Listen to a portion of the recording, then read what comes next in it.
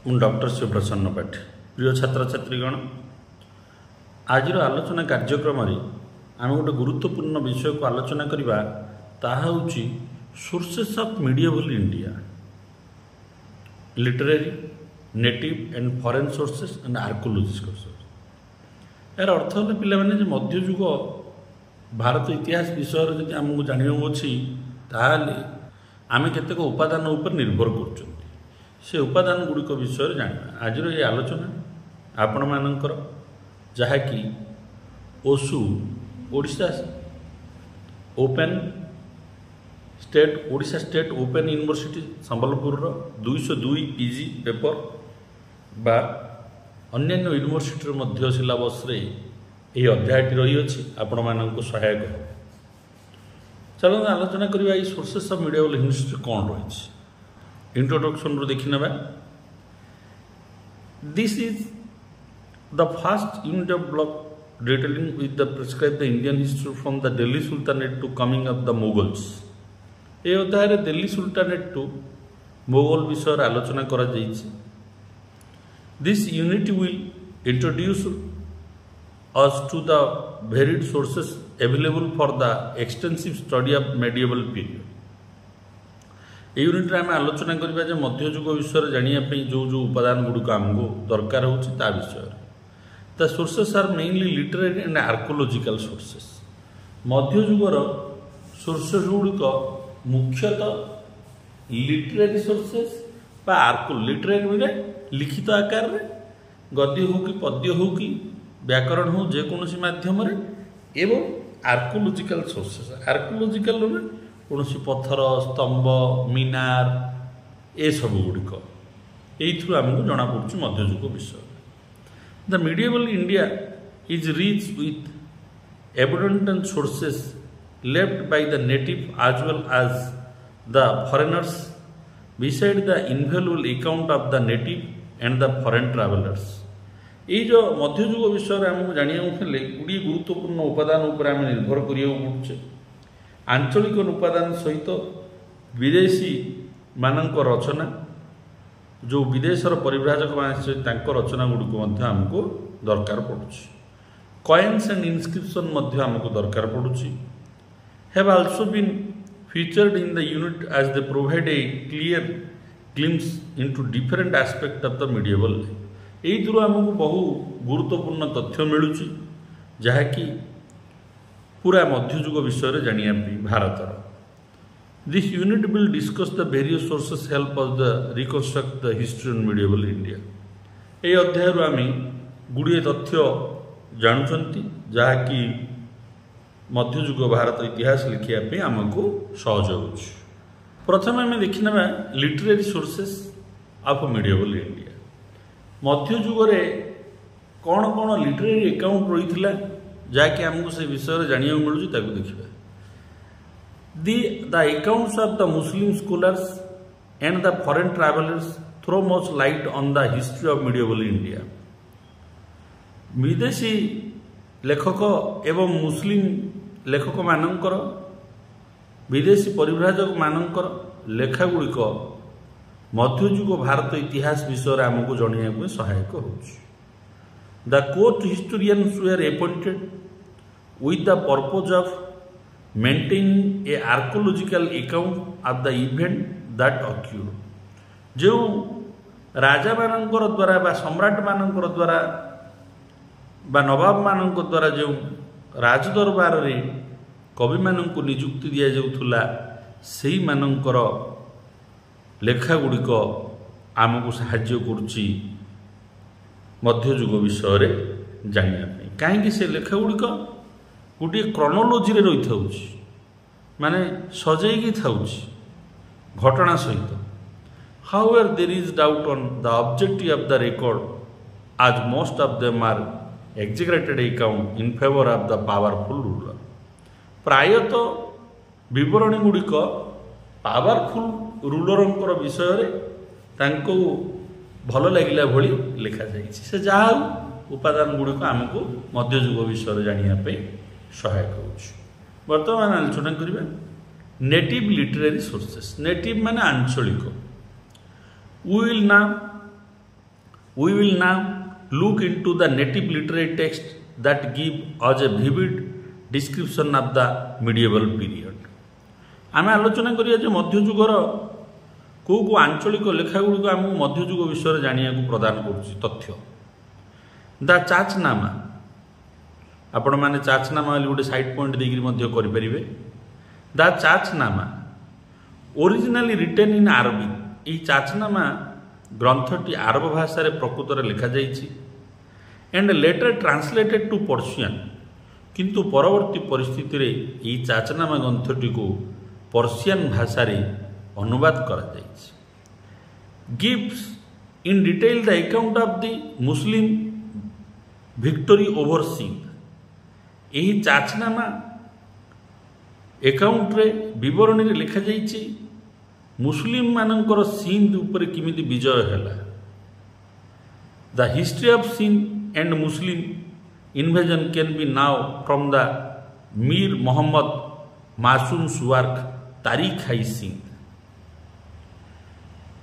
इतिहास सिंध उपरे सिंध इतिहास आ मुस्लिम मानकर आक्रमण से विषय रे संपूर्ण भाव रे वर्णना करचंती मीर मोहम्मद मासूम तांकरी पुस्तक तारीख हाई सिंध। बेले बेले पचार दूसरी तारीख हाई सिंध किए रचना करचंती, who is the author of Tarikh i Sind, ताकू भी लिखी मीर मोहम्मद मासूम रचना करचंती तारीख हाई सिंध, जो थुरु कि हमको सिंध रो इतिहास और मुस्लिम मानकर आगमन विषय जना पड़छ। Firishta in the book Mohammad bin Qasim tell us about the contemporary history of the sultanate period. फरिश्तांकर बही गोटे प्रसिद्ध पुस्तक होची मोहम्मद बिन कासिम। यही पुस्तक रे सुल्तान समयर समसामयिक इतिहास आमको जानिया को मिलूँ। तो पिला माने आम ये कौन जानिले, चाचनामा विषय जानिले, चाचनार पर्शियन अनुवाद विषय जानिले, सिंध रो इतिहास कौन लिखा जाइछि जानिले, एवं मोहम्मद मासूमकर लेखा तारीख हाई सिंध विषय जानिले। फरिश्तांकर गोटे गुरुत्वपूर्ण लेखा मोहम्मद बिन कासिम उपर आम जानिले। Al-Biruni was one such Muslim scholar who had accompanied Sultan Muhammad of Ghazni, and he left behind a rich source of history in his work Tarikh-i-Hind। बहु गुरुत्वपूर्ण तथ्य टी मन रखिए। आलबेरुनी होचंती से भारतीय नथिले, होचंती जने मुस्लिम स्कॉलर, मुस्लिम धर्मावलंबीर से जने स्कॉलर थिले, लेखक थिले, जी कि सुल्तान मोहम्मद ऑफ गाजनी सहित भारत को आसथिले एवं से भारतर बहु तथ्य को रचना कर गुरुत्वपूर्ण लेखा तारीख-ई-हिंद रे। तो तारीख-ई-हिंद किए रचना करचंती Al-Biruni। In this book he described the Muhammad invasion and many socio-political detail। यही पुस्तक रे से मोहम्मदंकर संपूर्ण आक्रमण विषय एवं से समय भारतर सामाजिक और राजनीतिक अवस्था विषय में रचना करचंती तारीख-ई-हिंद पुस्तक। This book form a primary sources of information for all matters social, religious and political। यही बहीटा जो कि तारीख-ई-हिंद प्रथम श्रेणीर उपादान अटे, जहाँ कि आम मुस्लिम मानकर आगमन भारत को जानिबा विषय। Tarikh i Yamini is a work on the reign of the Sabuktigin and sultan Mohammad. Sabuktigin और सुल्तान मोहम्मद विषय जानापी, मुस्लिम रूलर विषय मान दुटा जन रूलर विषय जानापी तारीख-ई-यामीन हूँ गोटे गुरुत्वपूर्ण रचना मध्ययुगर जानापी। In Zainul Akhbar we find the account of Mohammad Ghazni and the work.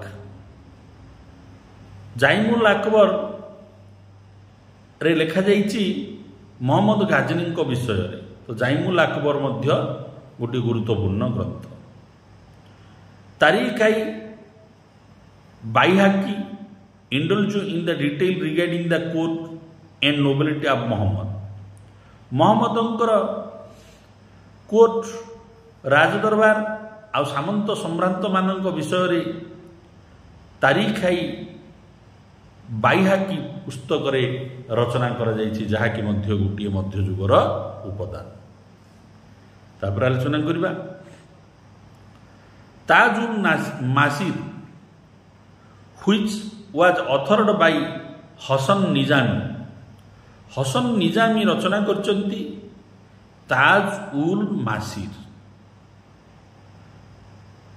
Throw light on the history of the Delhi sultanate. यही ताजुल मासिर पुस्तक जहाँकि हसन निजामी द्वारा लिखा जाइछि,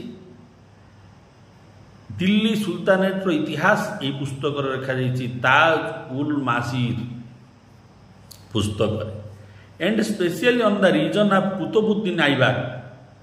एवं अति गुरुत्व दि जाइछि पुस्तक रे ताजुल मासिर रे कुतुबुद्दीन शासन समय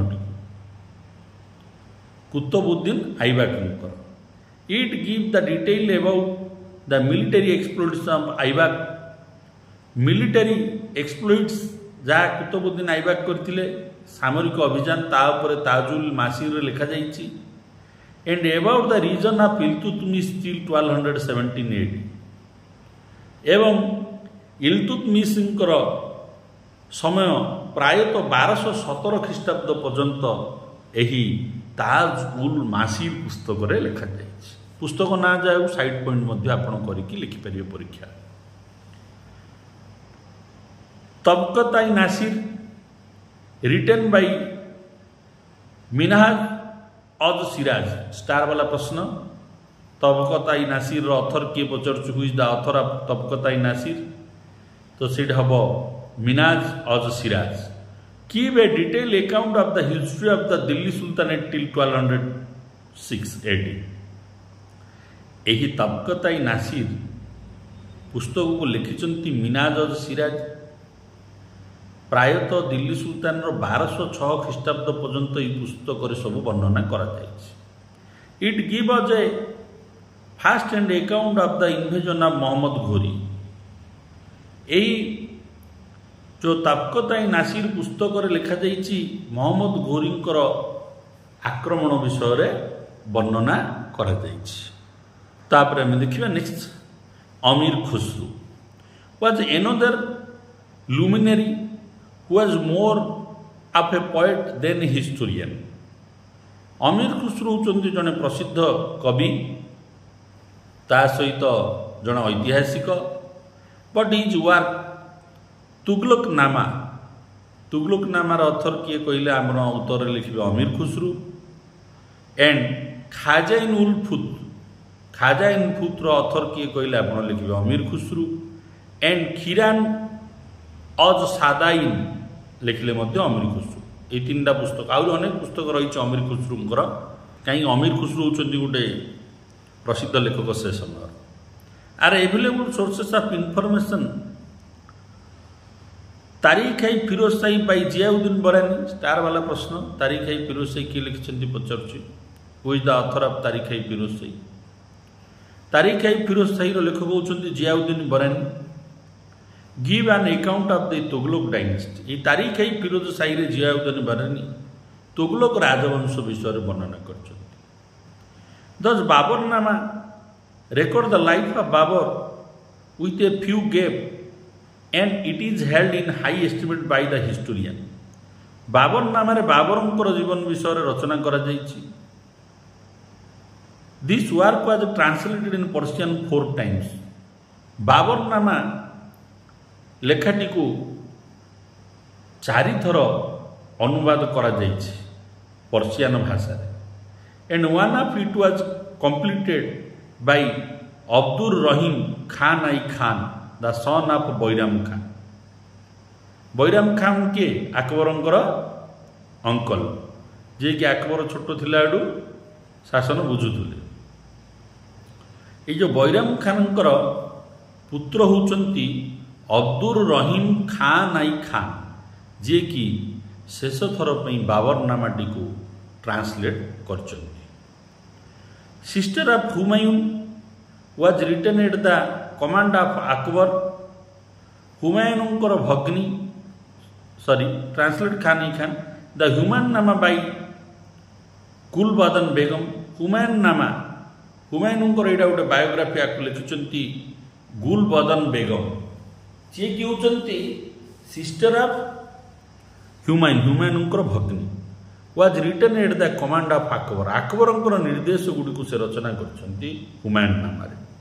the Humayunnama is a memoriated throw little light on Babur but reveals Humayun's life through the battles, his victory and defeat, the hardship he faced। Babur ना ये जो हुमायूं नाम से बाबर विषय लिखिंट एणु हुमायूं बारंबार जो पराजय आ विजय शेष बेले से राज्य हरई सब विषय से वर्णना कर। किए वर्णना कर? गुलबदन बेगम से कार भौणी हुमायूं भौणी। Beside the Humayunnama tell a lot about the society and the custom that prevailed then। हुमायून्नामा पुस्तक रे समाज और संस्कृति विषय मध्य रचना करा जायछि। मिर्जा हैदर्स तारिक आई रशीद। मिर्जा हैदरंकर लेखा होछि Tarikh i Rashidi. Give an interesting account of the battle of Kannauj which is difficult to find any other contemporary work। यही जो मिर्जा हैदर तारिक आई रशीद लिखिंट बैटल ऑफ कनौज विषय। Mirza was Babur's cousin. मिर्जा होती बाबर जड़े संपर्कीय and he praised Babur for his ingenuity while describing the habit and character of Humayun clearly. Babur और ह्यूमान विषय human चरित्र विषय से संपूर्ण रचना कर। We find a detail and authentic account of Akbar's time in the work Akbarnama by Abul Fazl. Abul Fazl Akbarnama लिखिंट जो थी कि अकबर विषय गोटे बरणी आमको जानापी मिलूँ। अकबरनामा स्टार वाला प्रश्न किए रचना कर परीक्षा। His majesty over style is reflected in his work. यही अकबरनामा लिखा जाए अकबरनामा जना पड़ी जे राजा को खुशी करला भली लिखिंट और राजा सार्वभौमत्व उपर से लिखिंट। The Akbarnama is divided into 3 parts. Akbarnama 3 गोटी भाग में विभक्त होती। The first part consist of the royal history from the Timur to Humayun including the birth of Akbar. प्रथम भागटी जहाँकि राजा परिवार हिस्ट्री लिखा जाइछि तिमूर टू ह्यूमन पर्यंत ता सहित अकबर जन्म विषय में रचना करा जाइछि प्रथम भाग रे Akbarnama. The second part deals with the reign of Akbar till 1602। Akbarnama द्वितीय भागटी अकबर शासन समय लिखा जाइछि पाखापाखि 1602 मसीहा पर्यंत लिखा जाइछि। Due to Abul Fazl sudden death in the same year 1602 रे अबुल फाजलंकर मृत्यु होइतिला। The event have been narrated chronological and recorded in detail. यही अकबरनामा ग्रंथ रे सबु घटना गुडी को सजेकी लिखा जाइछि आ संपूर्ण विवरणी रचना करा जाइछि। The other most important work of Fazal was आईनी अकबरी। अबुल फाजलंकर फजल लिखा जाइछि अबुल फाजलंकर आईनी अकबरी होछि अकबरनामा जेमिति आईनी अकबरी से गोटे गुरुत्वपूर्ण ग्रंथ which is compilation of the administration system under the various department. ये आईनी अकबर विभिन्न विभागर शासन व्यवस्था को वर्णना करा जाइछि। The work have historical value due to the detail observation of the economic condition and political event of the time. यही आईन अकबर आमको अकबर शासन समयर बहु मूल्यवान तथ्य मिलूची जो कि अर्थनैतिक बरणी सहित राजनैतिक घटनावली वर्णना करा जायछि। नेक्स्ट आम आलोचना करिबा तारीख आई बादाउनी और मुंतक उद त्वारिक वाज पेन्ड बाय द मुल्ला अब्दुल कादिर बादाउनी। मुल्ला अब्दुल कादिर बादाउनी ये मध्य जड़े लेखक जी की लिखिंट तारीख आई बादाउनी बहुत इंपोर्टेंट पचारुची तारीख आई बादाउन ऑथर किए और सेटार ना अन्य गोटे ना हूँ मुंतखबा उद तारीख आपको लिखिंट। It was written during Akbar's time Akbar शासन समय तारीख बादाउन को रचना करा and it record the reign of Babur Babur विषय वर्णना करा हुमायून एंड अकबर बाबर हुमायून एंड अकबर विषय रचना कर Badauni was a critic of Akbar's religious policy. Badauni रे अकबर कर धर्मनीति को समालोचना करा and condemned Abul Fazl Faizi and others ता सहित अबुल फाजल आ फाइजी एवं अन्य जो तांकर कोर्ट पॉइंट थिले सेमानकु मध्य समालोचना करा ही डिसलाइक्ड अकबर्स पॉलिसी। बादाउनी अकबर नीति गुड़ी को घृणा करुले अब टॉलरेंस सब धर्म को जो सही जाऊे मुस्लिम होगी सब धर्म प्रति उदार थे से घृणा कर and also he is providing patronage to men of different religious background एवं अकबर जो विभिन्न धर्मर लोक मानू निज राजदरबार में स्थान देते समालोचना करते बादाउन। तापर आम आलोचना करवा Jahangir. Jahangir wrote his autobiography name Tuzuk i Jahangir. Tuzuk i Jahangir किए लिखिंट बेले बेले पचारे ये तुजुक-आई जहांगीर हूँ जहांगीर जीवनी ताकू से निजे रचना करछंती which an account of his reign. यही तुजुक-आई जहांगीर जहांगीर शासन समय विषय आमको सूचना प्रदान कर the memories is rich in detail regarding the social political and military and other aspect of life of his time. Jahangir शासन समय सामाजिक अवस्था राजनीतिक अवस्था सामरिक अवस्था उपरे रचना करछंती तुजुक-आई Jahangir. However, the Tujuk-आई Jahangir record Jahangir's region till the 17th year 17 वर्ष पर्यंत जहांगीर शासन से रचना करछंती। The last 2 years of the region was recorded by the मुतामिद Khan. शेष 2 वर्ष जहांगीर शासन रचना करछंती मुतामिद Khan. Another compensatory work of Jahangir was Iqbal नामा आई जहांगीर बाई मुतामिद खान। इकबाल नामा आई जहांगीर पुस्तक को रचना करछंती मुतामिद खान जो थी कि जहांगीर शेष शासन 2 वर्ष वर्णना करा मन रखिथिबे जहांगीर नामार लेखक होउचंती जहांगीर बायोग्राफी होउची बा जीवनी होउची तुजुक-आई जहांगीर। तापरे इकबाल नामा आई जहांगीर को रचना करछंती मुतामिद खान। तापर आसले Maasir i Jahangir was also an important work of his period based on original source. Jahangir विषय जानिया पई मासिर आई जहांगीर बोली गोटे ग्रंथ मध्य रही जहाँकि जहांगीर विषय आमको उपयुक्त तथ्य जोगाउछ। तापर आलोचना करबा पदे Shah Nama was another illustrious work on the reign of Shahjahan. Shahjahan शासन समय आमको विवरणी जानिया पई गोटे गुरुत्वपूर्ण पुस्तक मिलूची कह जाउची पादशाह नामा। अबुल हमीद लोहारी पादशाह नामा ये पादशाह नामा किए लिखिंट अबुल हमीद लोहारी बहु गुरुत्वपूर्ण अनेक परीक्षा पचार is considered important because of the fact that it cover 20 years of Shahjahan's आज ए emperor.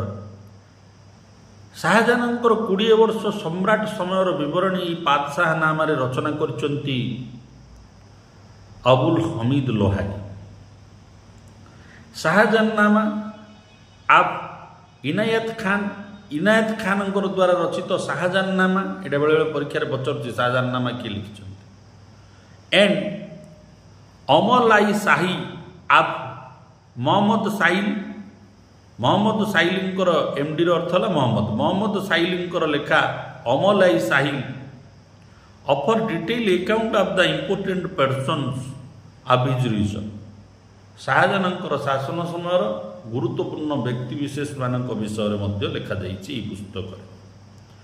For the study of the period of Aurangzeb we can get valuable information in the writing of the Khafi Khan's मुंतावक उल लुबाब। खाती खानंकर मुंताब उल लुबाब एवं मिर्जा मोहम्मदंकर काजिम्स आलमगीरनामा एवं मोहम्मद साइकिंकर मासिर आई आलमगीर सुजान राय खत्रींकर खुलसाई उल तारिक यही सबू ग्रंथ गुड़िक आमको शाहजहानंकर शासन विषय एवं औरंगजेबंकर शासन विषय जना पड़ुछ। गुरुत्वपूर्ण पुस्तक गुड़ी मन रखिए बहुत पुस्तक भितर रही एवं ईश्वरी दास फतुआ आई आलमगीर एटा भी अनेक थर परीक्षा पचार। ईश्वरी दासंकर द्वारा रचित फतुआ ई आलमगीर पुस्तक शाहजहान विषय आमको जना पड़ुछ। बर्तमान आम आलोचना करना foreign literature sources literary sources कौन रही। 82 माने जो आसी परिव्राजक से कौन रचना कर जो कि मध्ययुगर इतिहास आमको जना पड़ुछ। Francois Bernier who spent 12 years in the court of Aurangzeb give a detailed account of the life of in the harem। harem रो अर्थ बहुपत्नी गुड़िए नारी मानक सहित बसवास करवा जहाँकि प्रचलित रही मध्ययुग ताकू रचना करछंती फ्रांकोइस बेर्नियर जी कि 12 वर्ष काल औरंगजेब राजदरबार रही विदेशी परिव्राजक। He also mentioned about women and specifically the royal ladies। यही फ्रांकोइस बेर्नियर रचना करछंती नारी मानकर अवस्था एवं राजपरिवार मानकर नारी मानकर जीवन जापन। His work is carried forward by another foreign traveler Niccolo Manucci यही फ्रांकोइस बेर्नियर लेखा को आग को नहीं थिले who had served under the Dara and the under Aurangzeb.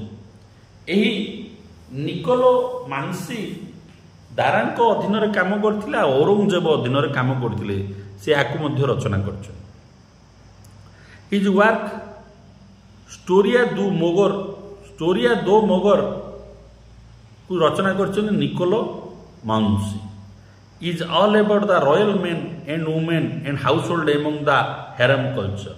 harem culture अर्थ है बहुपत्नी ग्रहण गुड़िए नारी मानक सहित सहवस्थान करी रहिबा मध्ययुगर यही संस्कृति विषय से रचना करछंती निकोलो माउंसी तांकर पुस्तक स्टोरिया दो मोगर।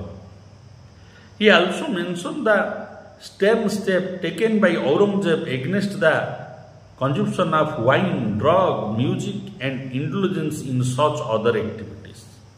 सही निकोलो माउंसी रचना करछंती औरंगजेबंकर जो मद्यपान विरोध रे पदक्षेप निशा सेवन ड्रग्स विरोध रे पदक्षेप एवं शासन समय म्यूजिक को जो प्रतिबंधक लगे एवं इंडुलेजेंस माने से जहाँ चाहूले ताहा करथुले से विषय रचना करछंती एई स्टोरिया दो मोगर रे किए रचना करछंती Niccolo माउंसी।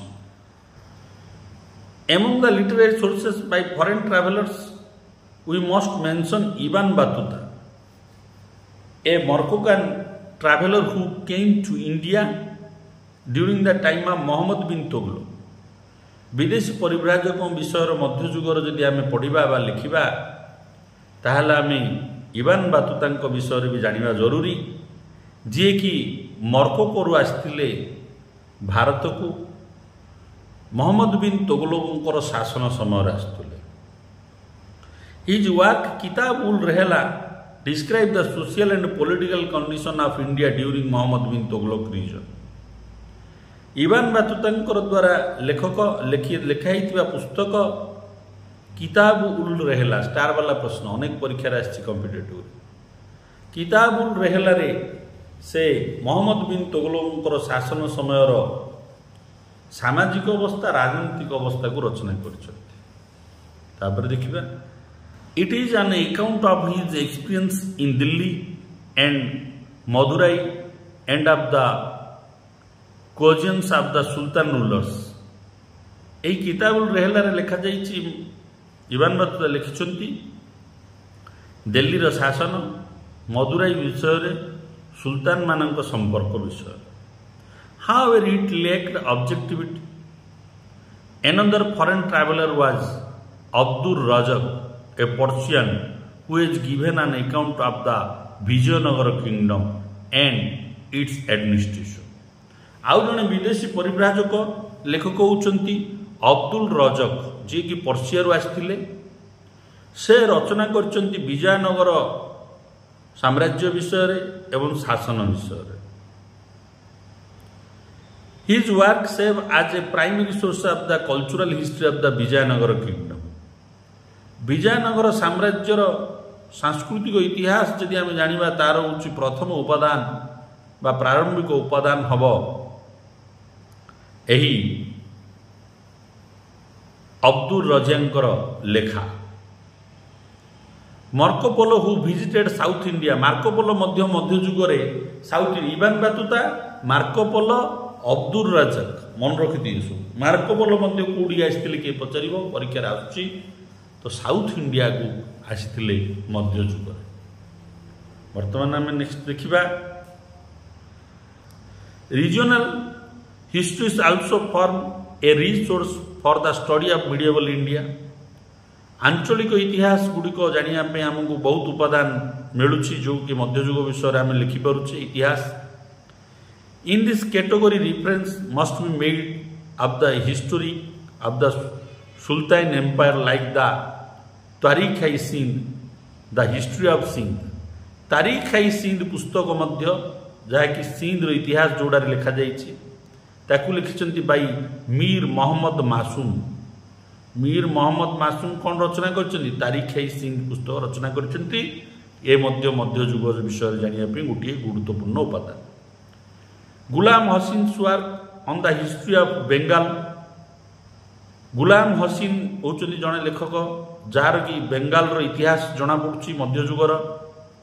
Riyaz a साल्ताइन records the event from Bakhtiar Khilji's invasion till 1788. रियाज उल सुल्तान लेखारू बख्तियार खिलजी आक्रमण युद्ध अभियान एवं 1788 पर्यंत विषय लिखा जाए। The history of the Nizam Shahi dynasty of Ahmadnagar is mention in the work of Syed Ali title Burhan i Maasir. Burhan i Maasir नामक पुस्तक लिखिंट साहेद अली जो लिखा जाइए history of the Nizam Shahi dynasty of Ahmadnagar. Ahmadnagar Shahi dynasty विषय लिखा जाइए पुस्तक मन रखिए बहुत गुरुत्वपूर्ण कौन बुरामाई मासिर। तारिख-i Gujarat by Abu Turab Ali throw light on the history of Gujarat. Gujarat विषय आमको जना पड़ी तारिख-i गुजरात पुस्तक जाकू रचना करछंती अबू तरब अली। मध्ययुग विषय आमको गुजरात जना पड़ी। तारिख उल मुलेक बाई रईफुद्दीन सिलागी। त्वारिख उल मुल्क को रचना करचंती Rafiuddin Shirazi. He records the history of the Bahmani kingdom. यही त्वारिख उल मुल्क रे बाहामनी राजवंश विषय आमको जना पड़ुछ। The history of Kashmir up to 1149 AD is recorded in the grand work Rajatarangini authored by the Kalhana, जहाँ भारतर प्रथम ऐतिहासिक कहुच्छी प्राचीन भारतर। काश्मीर इतिहास 1149 पर्यंत ख्रीष्टाब्द पर्यंत रचना करचंती कल्याण। पृथ्वीराज रासो बाई चांद बरदई, अनेक परीक्षा को मन रखिथे। पृथ्वीराज रासो चांद बरदई द्वारा लिखाई पुस्तक throw light on the Rajput history and more specially on the conflict between Prithviraj Chauhan and Mohammed Ghori. यही जो पृथ्वीराज रासो चांद बरदई लिखिचंती एइथिरे प्रायतः जहाँकि लिखा जाइछि राजपूत इतिहास एवं पृथ्वीराज चौहान एवं मोहम्मद गोरी विषय लिखा जाइछि। दुई जन भितर फाइट होता से सब लिखा जाइछि। For a dependable history of the Chauhan ruler of Ajmer the Prithviraj Vijay Kavya by Jayanaka provide the much information. Prithviraj Vijay Kavya ग्रंथ को जयंक रचना करचंती, जोथरे कि चौहान शासक मानकर आजमीर रे शासन चलता से विषय रे जना पड़ुछ। ये सब जगह गोटे गुरुत्वपूर्ण मध्ययुग भारत इतिहास जानी। नेक्स्ट आम जाना bards and oral sources. Bards अर्थ है कविता, कविता रचना आउ मौखिक उपादान जो कि ओराल माने पार्टी रे कहले जो उपादान मिलुछि जो इतिहास लिखा जाइछि से ऊपर जानिबा। बार्ड्स और Charans and oral narrative also offer a deep insight into historical event of any period. कविता बड़ी एवं विभिन्न लोककथार मध्य आमको इतिहास जना पड़ुछि, मुखवचन विभिन्न समय संस्कृति सभ्यता विषय। These are passed on form of from generation to generation and associated with families.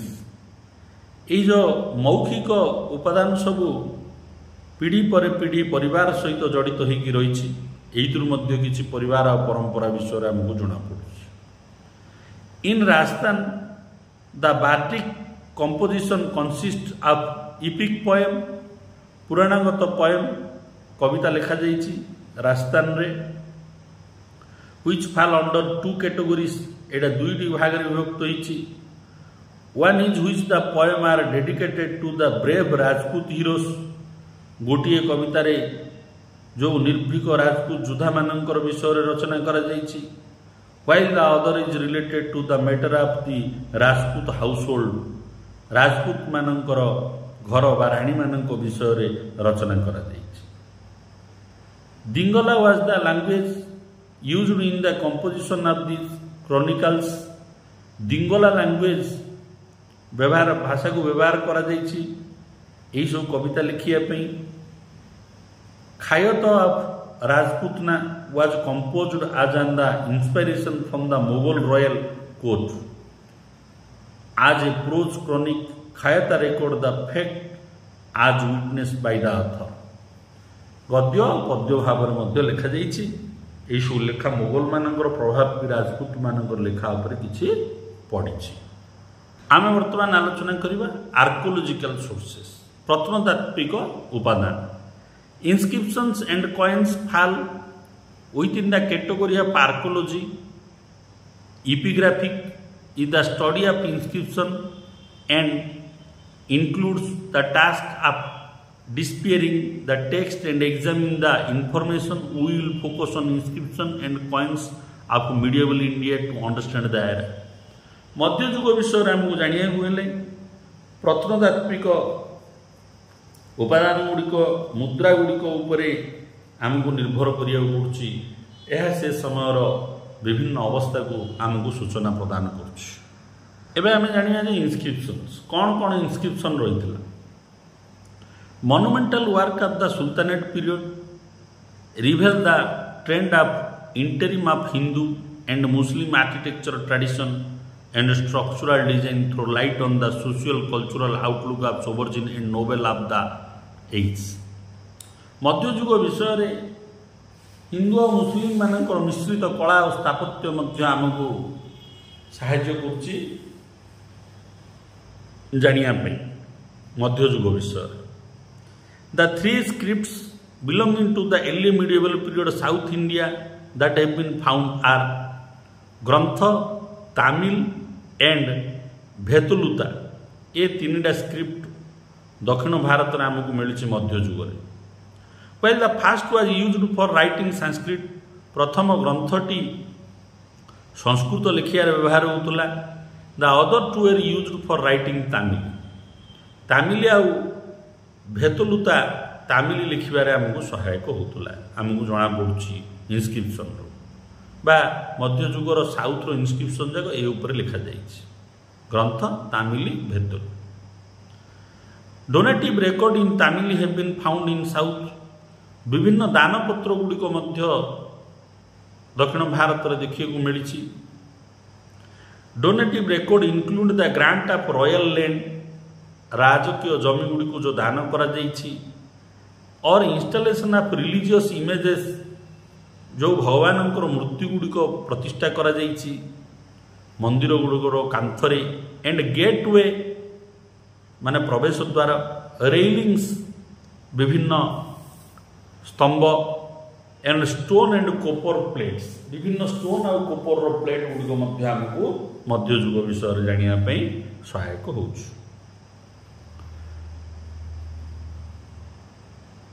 खानका-ई मुल्ला, जामी मस्जिद ऑफ श्रीनगर. गुरुत्वपूर्ण एगुड़िक इनस्क्रिप्शन जहाँ पिलाने मन रखिए.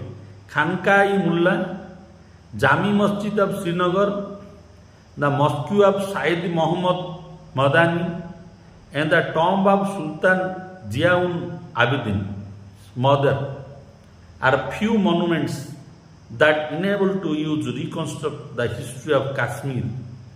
काश्मीर इतिहास जानापी ये सब आमको दरकार पड़े. खानका-ई मुल्ला, जामी मस्जिद श्रीनगर एवं साइद मोहम्मद मदानी मस्जिद एवं tomb of sultan Zain ul Abidin. खानका-ई Mulla is a Muslim shrine dedicated to the Muslim preacher. Muslim shrine स्थापत्य होची खानका-ई मुल्ला जो कि मुस्लिम धर्म प्रचारक मानक पई धर्म प्रचारक शाहान हमदन को पई तैयार होइतिला. It was constructed by the Sultan Sikandar in 1395 in wood. आकु सुल्तान सिकंदर 1395 मसीह खानका-ई मुल्ला को निर्माण कर. गुरुत्वपूर्ण मसीहा किए तैयार कर. The Khanka-ई Mulla gave a new lease of life to one dying trend of wooden architecture and wooden work. ये जो खाना उल्ला वर्कटा है वुडन आर्किटेक्चर बा काठर नियम होइतिया स्थापत्य निर्माण होइतिया स्थापत्य. Next Jami Masjid is a reminder of the large scale conversion to Islam necessitating the establishment of big mosque to accommodate a large gathering. ये जो जामा मस्जिद रही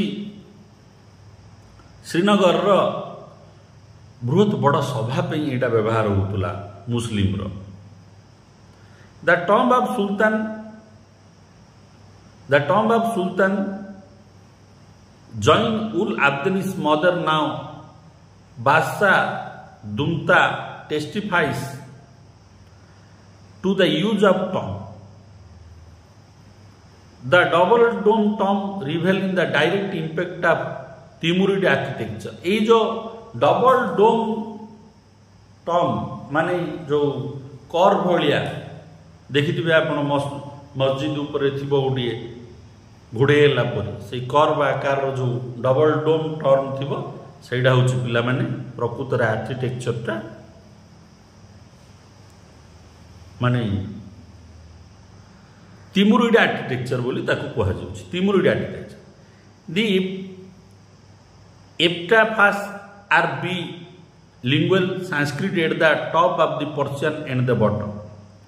The calligraphic art of the period, calligraphic art माने विभिन्न डालिया और पत्रर चित्र मध्ययुगर ट्रेस्ड फ्रॉम इट ए जो सुला नाजिम्स उल्ला अब्दिनारू मिली बा देखिए मिलूँ Naskh and Nastaliq was used in carving the inscription यही इनस्क्रिप्शन जा लिखिया नसक एंड नस्ता लिक कार्विंग को व्यवहार करा जाइथिला खोदई कार्य को व्यवहार करा जाइथिला the monuments throw light on the impact of Persian and Central Asian architecture of Kashmir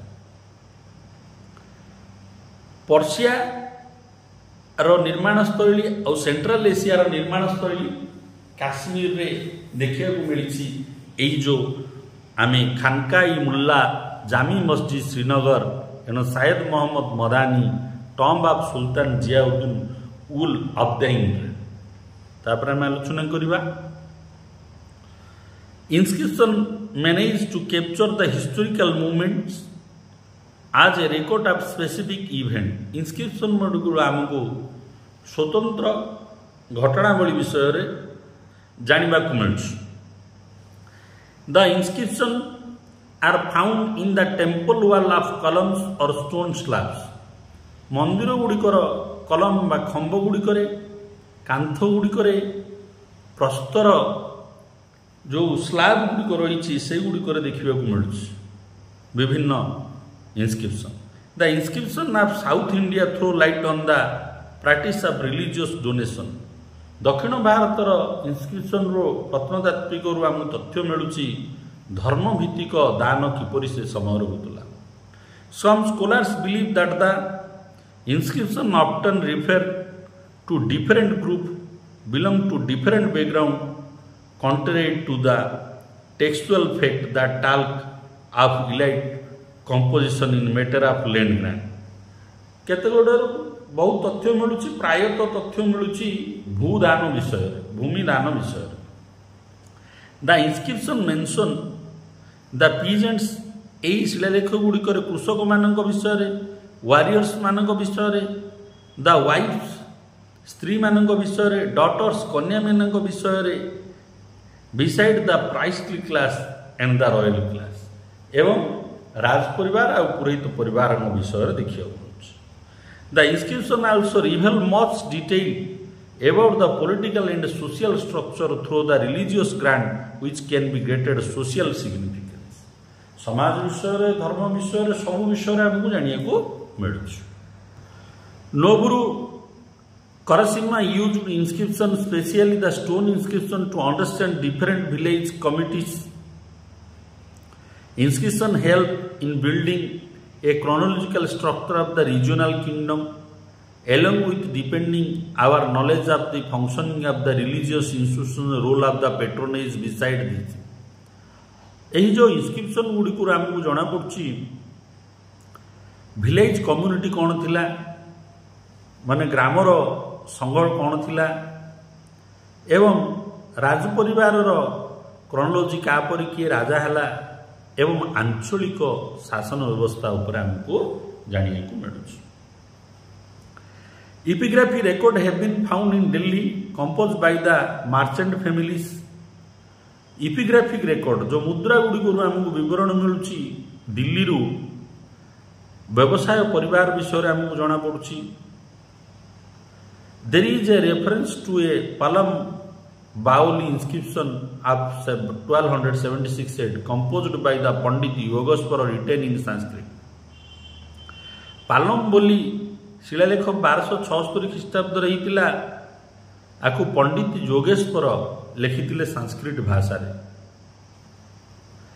the Sarvan stone inscription in Sanskrit found in Delhi Delhi रे गोटे संस्कृत भाषा रे लिखाई शिलालेख मिली सर्वण स्टोन पत्थर शिलालेख repeat the construction of the well in Shravan village Shravan ग्राम विषय लिखा जाए the term Melcha and Turuska were seen to used in inscription.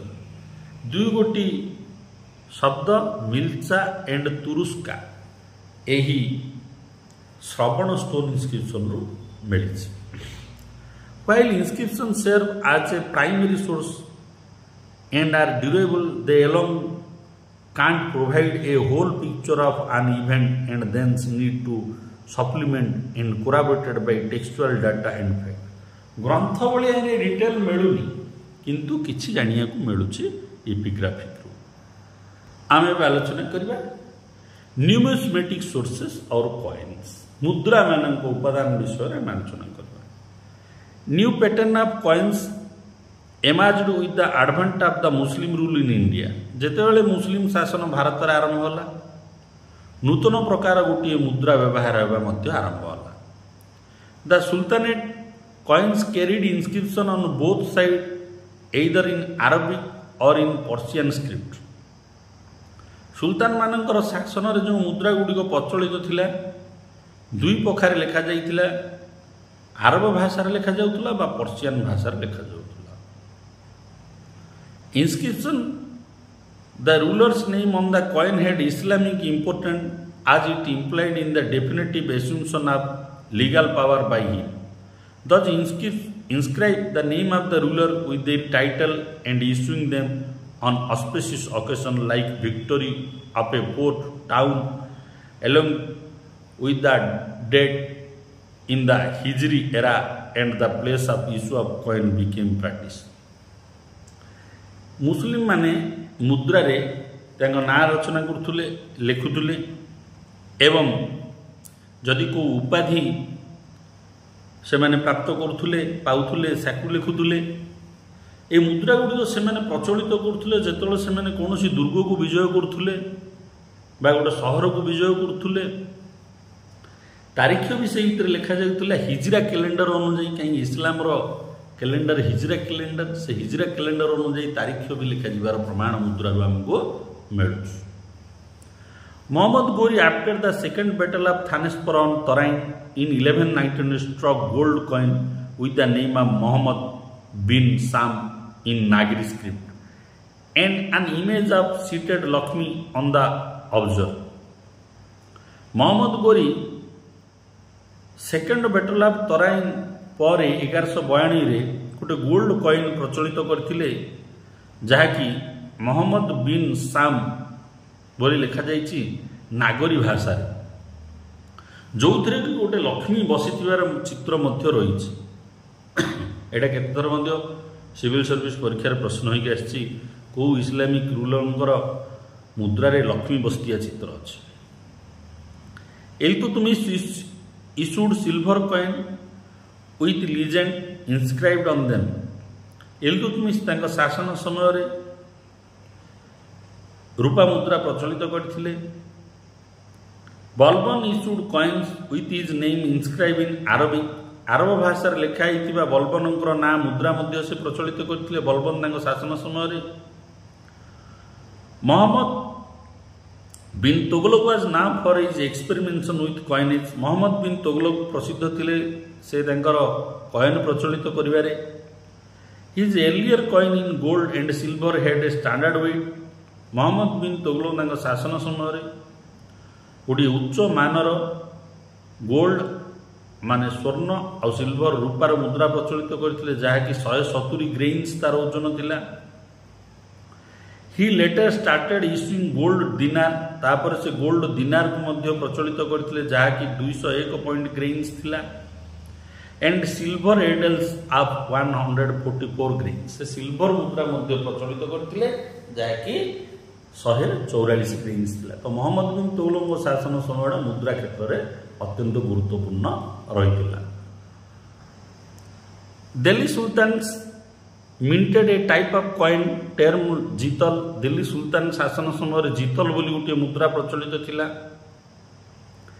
Basically it was used for cash transaction below the value of the टंका. Half टंका अधा टंकार मूल्य रे अर्थ आकार रे जीतल को व्यवहार करा जाउथला किणा बिका समय. The price of essential commodities and wages were paid in Jital. Commodities विभिन्न राशन द्रव्य किनिया पई जितल को व्यवहार करा जाउथुला.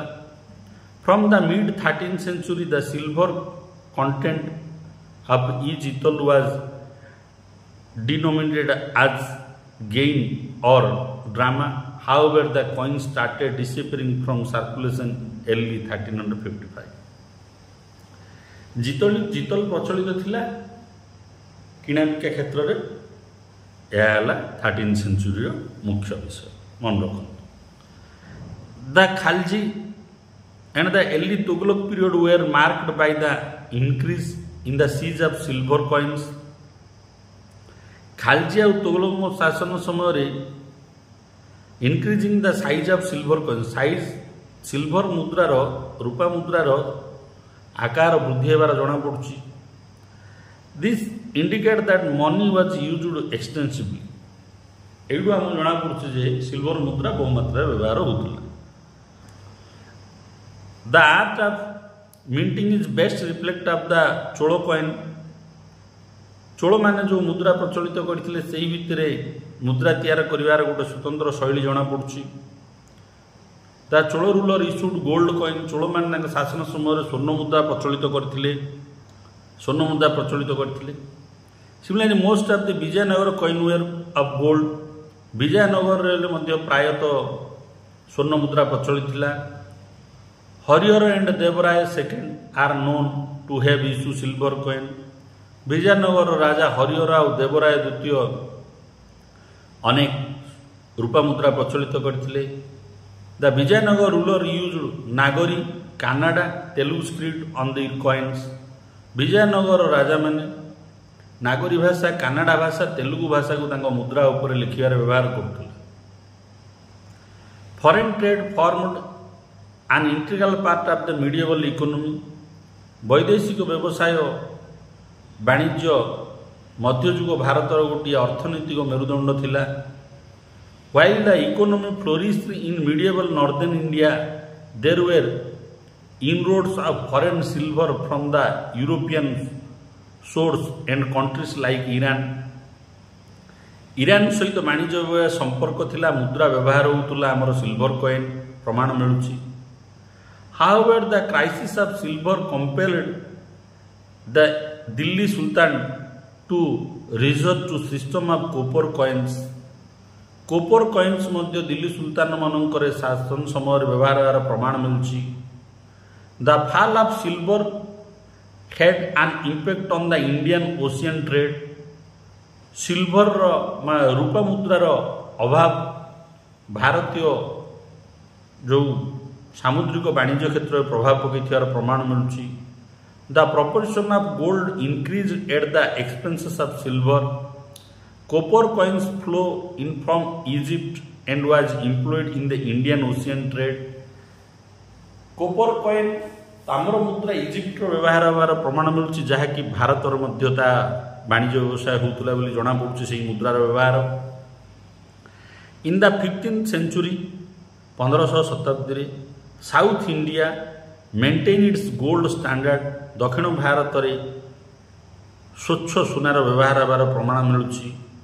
And reason counted to maintain and export surplus by the sending spices of the Levant. मसला जातीय द्रव्य वाणिज्य व्यवसाय अत्यधिक होबार प्रमाण मिलुची. On the positive side, metal coin continue to exist due to the maritime trade and result in the entry of the gold and silver.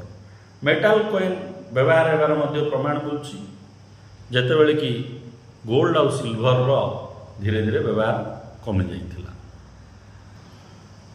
The introduction of token currency was an innovative practice in the medieval India. मध्य युग रे token currency गोटे व्यवहार होइतिला.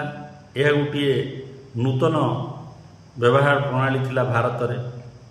Under the मामुलुक dynasty, मामुलुक मानकर शासन समय रे during the rule of Shamsuddin Iltutmish शासन समय रे 1210 to 1235 Arabic inscription with geometric design were found आरबर इनस्क्रिप्शन जियोमेट्रिक डिजाइन जियोमेट्री माने ट्रायंगल रेक्टांगुलर ये सब से प्रकार शिलालेख देखा मिली कॉइन उपर तार चित्र देखा मिली on the coin of the Bengal sultan Bengal शासन समय सुल्तानंकर मुद्रा गुड़िक प्रचलित थिला Ilyas Shahi sultan both calligraphy and geometric design were found Ilyas Shahi सुल्तानंकर शासन समय कैलियोग्राफी मान डाली चित्र थिबा कॉइन एवं जियोमेट्रिक कॉइन व्यवहार होतार प्रमाण मिली living being were found to be depicted in the coin of Akbar and Jahangir Akbar और जहांगीर मुद्रा गुड़िक लिविंग बीइंग माने विभिन्न गछ डाली ये सब को कह से गुड़ा चित्र देखा मिलूला the coin of this periods provide information on the political pursuit and economical condition of Delhi sultanate even those coins were minted under the earlier establishment yet it was after the coming of the sultanate rule that a serious attempt was made at standardization of the monetary economy यही जो मुद्रा आमको कौन मिलूँ जानापी political condition कौन थिला एवं economical condition कौन थिला दिल्ली सुल्तानेट्र से विषय जानापी मिलूँ Muhammad of Ghazni issue silver coin with his name inscribed on them in 2 different language Muhammad Ghazni रूपा मुद्रा प्रचलित करथिले जोटा कि 2 गोटी भाषा रे लेखा जिबार प्रमाण मिलुछि the denomination of the coin were tanka से कॉइन गुड़िक टंका थिला धीराम्स एंड जीतल दीरहाम्स आउट जीतल टंका दीरहाम्स जीतल ये सब प्रचलित थिला मध्ययुग इल्तुतमिश कॉइन डिस्क्राइब हिम आज खलीफा इल्तुतमिश द्वारा प्रचलित मुद्रारू जना पड़ुचे से निजको खलीफा बोली कहते बलबन इशू सिल्वर कॉइन काल टंका बलबनकर द्वारा प्रचलित होता रूपा मुद्रा को टंका कहुला while Alauddin Khilji struck coin with honorific epic including the title of Sikandar Alauddin Khilji मुद्रारू से सिकंदर उपाधि भूषित थिबार प्रमाणित करुछि बा सेकेंड अलेक्जेंडर रूपे निजको घोषणा कर प्रमाण मिलुछि दस the coin of the Tughlaq were superior in design Tughlaq मानकर कॉइन रो जो निर्माण शैलीटा थिला बहुत उच्चतर थिला and execution compare to those of the Khilji yet map their monetary experiment turned out as a failure copper coin were mostly issued during the Lodi ruler Lodi मानकर शासन समय प्रायतः कॉपर कॉइन माने ताम्र मुद्रा प्रचलित थिला province of Bengal Jaunpur Deccan Malwa Gujarat also mint coin गुड़िक प्रचलित थिला बेंगाल प्रदेश रे जौनपुर प्रदेश रे डेक्कन और मालवा गुजरात यू प्रदेश गुड़िक the coin of Balban lacked ascetic apparel and these were the recognise only for their monetary value बलबनकर जो मुद्रा प्रचलित थिला तार बहुमूल्य थिला However, despite the prohibition imposed by Islam on displaying animals or human beings, मुद्रा गुड़िक बलबन शासन समय कौन सी एनिमल चित्र पशुर चित्र रोला कि मानवर चित्र रोला Akbar and Jahangir struck coin with the practice of them Akbar Jahangir coin गुड़ी को प्रचलित करते Jahangir issued coin with carried the image and that of Begum Nurjahan किंतु जहांगीर शासन समय बेगम नूरजहां चित्र थिबार कॉइन से प्रचलित करथिले the Mughal coin were struck in 3 metal gold Mughal मान शासन समय 3 प्रकार मेटल गोल्ड रो कॉइन प्रचलित थिला मेटल गोल्ड और सिल्वर कॉपर 3 प्रकार प्रचलित थिला by the 15th century coinage had been heavily debased and the main coin was a copper tanka 1500 शताब्दी बेलू ताम्र मुद्रा हूँ मुख्य मुद्रा ही with a progressive declining silver alloy silver पतन होता रूपा मुद्रार पतन होता शेयर्स are claimed the debase coinage and minted the first rupee Sher Shah Suri शासन समय प्रथम रूपी को प्रचलित करथिले। A coin of 178 grains of virtually pure silver जहाँकि 178 ग्रेन्स ओजनर प्योर सिल्वर पूरा स्वच्छ रूपार मुद्रा से प्रचलित करथिले। बाय द 16th सेंचुरी 16 शताब्दी बेलू रूपी had become the basic unit of currency. मुद्रा कहले रूपी की बुझा जाउथुला एक्चुअली इन यूज व्यवहार रे। The influx of new world silver from 1515 to 1750 expanded money circulation not only in the absolute term of metal but most important in term of transaction। 1550 ରୁ 1750 समय silver मध्य पतन होता प्राय रूपी व्यवहार होता। मैं आशा करुँ मोर आलोचना ओसूर छात्र छात्री एवं अन्य विश्वविद्यालय छात्र छात्री